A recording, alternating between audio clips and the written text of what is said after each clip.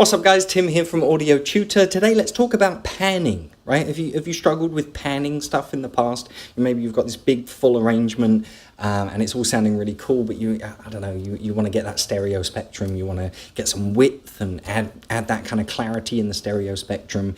You're kind of struggling with where do you pan stuff?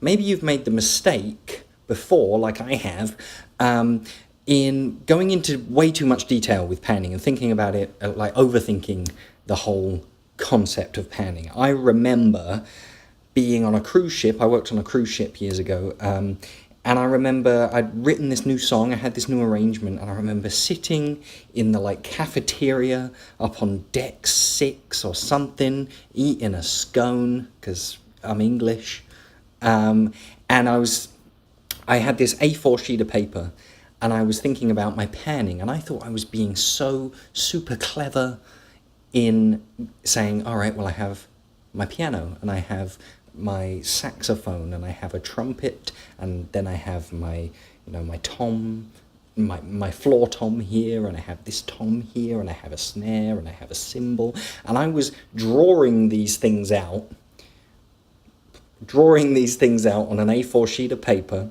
Or if you're in the US, you may call that US letter, but they're slightly different, very important.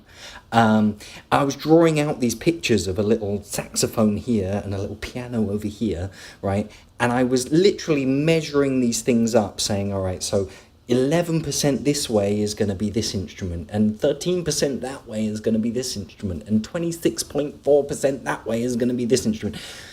I thought I was being so smart in laying this thing out in this like amazing calculated scientific way. I thought this was going to be the best mix ever. When I actually listened to that panning that I'd meticulously gone over, it didn't really make much of a difference. It didn't make things sound amazingly wide because I was thinking in the wrong way. I was panning things to sound as natural as I could, when what I was really going for was the effect of stereo width, which is kind of different to the natural panning.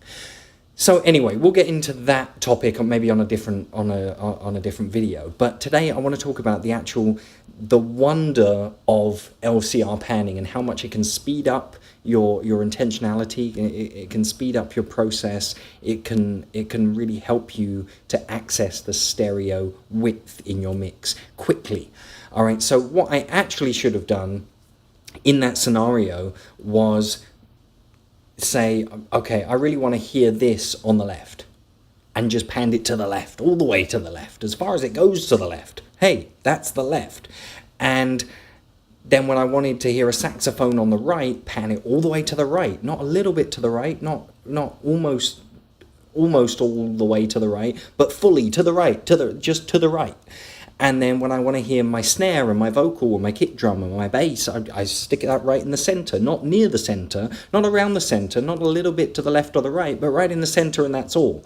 And stop thinking about it. Stop thinking so much into what decimal point or fraction can I put this in one direction or the other. Let's just say center, left, or right. And loads of big mixing engineers around the world, around this wonderful planet, do the same thing. It gets you there quicker, and we can overthink things in the mixing world, in the recording world, in the audio world. We can overthink things and kind of actually end up spoiling a great idea by thinking about it too much. So LCR panning. Now, what I actually do, my technique, is kind of a mixture of both. It's LCR panning with a mixture of that old technique that I was doing on that cruise ship, right? So what I would call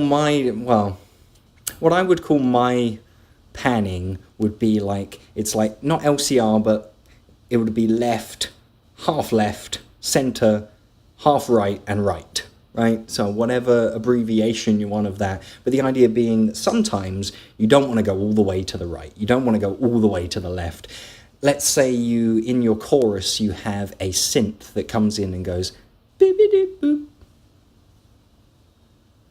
beep-a-deep-boop, like this, like round and round, beep-a-deep-boop. Oh, annoying. That would be annoying if it was going in one ear, only one ear, all the way on one side, every single time it came around. Beep-a-deep-boop. It'd be like, what is that annoying? Is there a bird chirping in my ear? So in that scenario, You might want to just cut that instrument because apparently it's really annoying. But in that scenario, you probably don't want to pan that all the way to one side because it is going to start distracting from the main focus, which is your awesome chorus, right?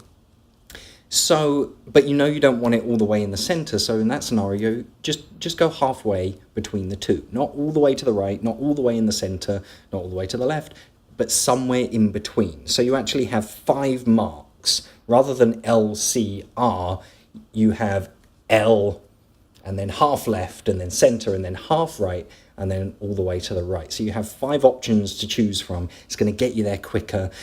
You don't need to go into any more detail than that. So there you go. That's my style of LCR panning. Maybe try it out in your next mix and see how you get on. Send me a little comment or an email or something and let me know how you get on with that. Make sure, guys, that you're liking and subscribing these videos if you like the videos. If you are looking to get started in the world of recording and mixing in the home studio, but you don't really know what equipment you might need to get going on that little adventure, then check out my free ebook. I've got a 26-page ebook. It's all about the equipment that you're going to need to get started recording and mixing on an affordable budget. Hey. And it's absolutely free, a free guide from me to you. Check it out. It's, audio interfaces and microphones and studio grade speakers and headphones and all of that good stuff. So check it out. Absolutely free from me to you. I'm going to see you on the next video. My name's Tim from Audio Tutor. Ciao.